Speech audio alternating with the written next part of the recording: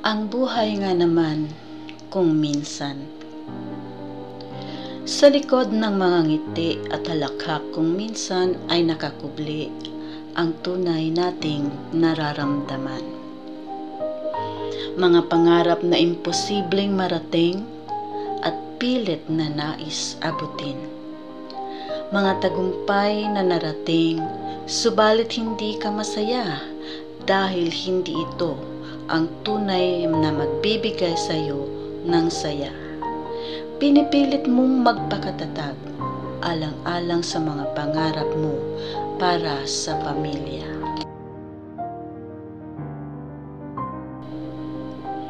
Sa gitna ng tagumpay, tila ba may kulang pa?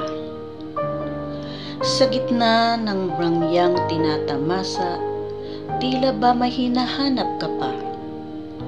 Ang tagumpay at karangyaan, hindi ito ang tunay na hinahanap ng iyong kalooban. Ano pa nga ba ang kulang sa buhay mo? Ano pa nga ba ang hinahanap ng puso mo?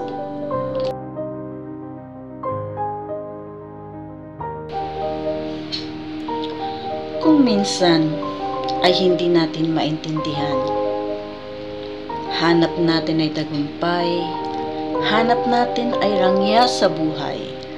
Subalit bakit nga ba hindi ka masaya?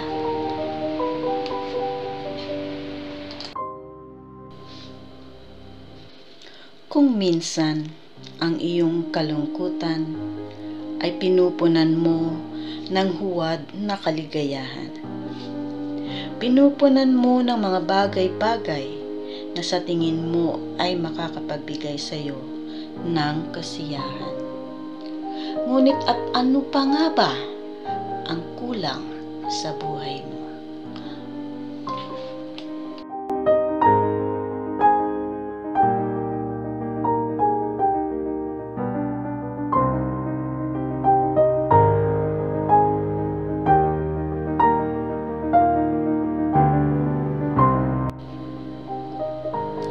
Ano nga ba ang tunay na ikasisiya ng puso mo? Kung minsan, sobra-sobra na ang narating mo kaysa pinapangarap mo. Hindi nga ba ito naman talaga ang pangarap mo? Ang mabigyan ng magandang buhay ang pamilya mo?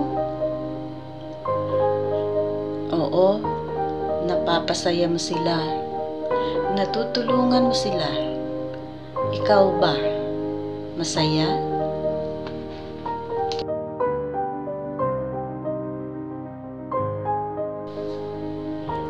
Ngunit, ganyan talaga ang buhay. Hindi lahat ng naisin natin sa buhay ay makukuha natin. Tanging Diyos lamang ang nakakaalam kung bakit.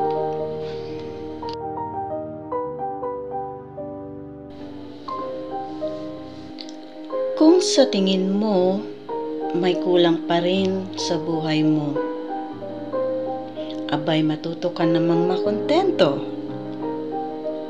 Joke lang. Pero hindi nga. Ang daming nangangarap na hindi nagtagumpay. Ang daming nagsisikap magkaroon ng kung anong meron ka ngayon. Subalit, sila ay masaya dahil kontento na sila sa kung anumang biyaya ang ibibigay sa kanila.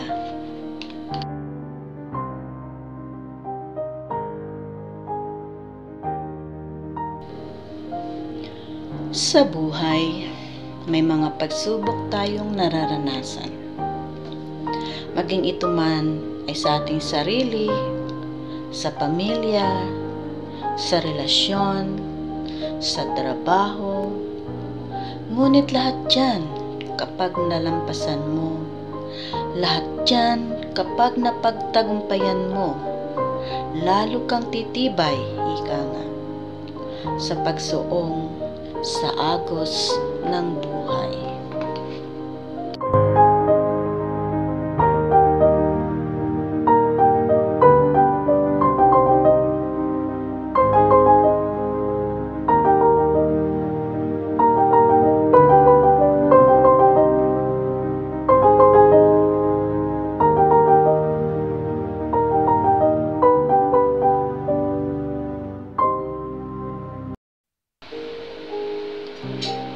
hanggat tayo'y nabubuhay, patuloy tayong mangangarap, patuloy tayong magsisikap dahil ang buhay ay patuloy na gumagawa ng kwento.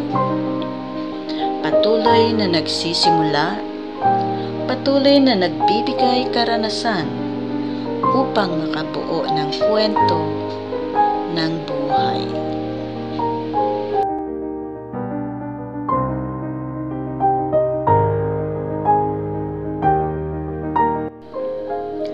Kaya't sa mga nakakaranas ng kalungkutan, sa mga nakakaranas ng hirap ng buhay, huwag kayong mawalan ng pag-asa.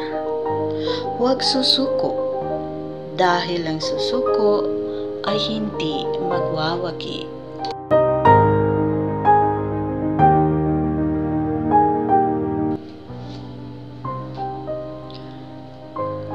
Maaaring hindi pa ito ang tamang panahon na nakatakda para sa tagumpay mo. Subalit, lahat tayo dito sa mundo may kanya-kanyang nakatakdang kwento ng buhay. May kanya-kanyang nakatakdang kwento ng tagumpay. Maliit man o malaki, ang importante, lumaban tayo sa malakas na agos ng buhay.